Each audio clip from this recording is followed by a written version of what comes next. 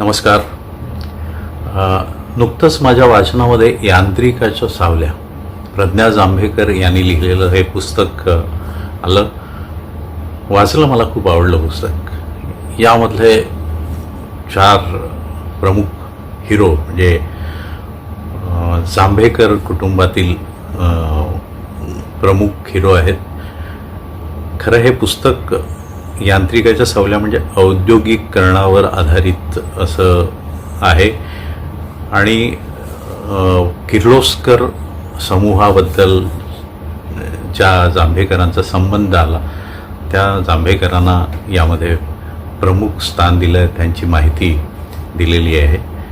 म्हणजे किर्लोस्करांची जी कंपनी 1880 साली साध्या सायकलच्या दुकानापासून सुरू झाली ती आता भव्य अशा कारखान्यापर्यंत पोहोचलेली आहे आणि भारताच्या औद्योगिक क्षेत्रातलं एक इतिहासातलं सोनेरी पान असं ज्याचा उल्लेख केला जातो असा हा किर्लोस्कर समूह किंवा किर्लोस्कर ब्रँड.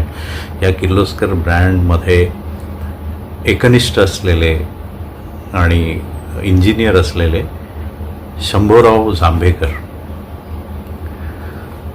ही या किर्लोस्कर समूहाची जी सुरुवात झाली त्या सुरुवातीपासूनच्या काळात शंभूरावांचं योगदान आहे. त्यांच्यासोबत त्यांच्या पत्नी गंगाबाई जांभेकर यांचंसुद्धा औद्योगिक क्षेत्रातलं आणि सामाजिक क्षेत्रातलं फार मोठं योगदान यामध्ये मांडलेलं आहे. या जांभेकरांचा पुत्र म्हणजे रामकृष्ण जांभेकर आणि त्यांच्या पत्नी सुहासिनी जांभेकर असे हे असामान्य असे 4 जांभेकर यांचं योगदान, यांच्या आठवणी, संघर्ष हा या पुस्तकामध्ये वेगवेगळ्या टप्प्यामध्ये मांडलेला आहे. हे सगळं वाचताना माझ्या डोळ्यासमोर एक कलावंत म्हणून हा जो काळ आहे तो एखाद्या चित्रपटाप्रमाणे किंवा मालिकेप्रमाणे माझ्या डोळ्यासमोर लेखिकेने जे लिहिलं आहे ना ते डोळ्यासमोर चित्र दिसत होतं. तो काळ मला अनुभवता आला, मला वाचताना तो काळ दिसला डोळ्यासमोर. म्हणजे इतक्या छान पद्धतीने साध्या आणि सोप्या भाषेत असं हे लिहिलेलं पुस्तक आहे. हे सगळ्यांनी हे पुस्तक वाचावं अशी माझी इच्छा आहे. काही प्रसंग असतात, काही इतिहासातले काही असे असामान्य व्यक्तिमत्व असतात की ज्यांचा आपल्याला इतिहास माहीत नसतो.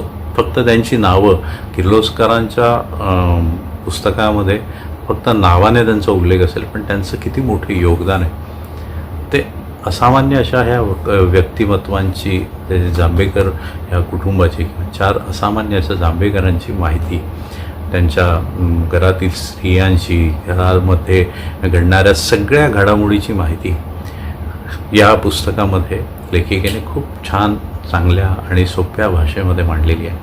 मला पुस्तक खूप आवडलं. तुम्हीही वाचा. धन्यवाद.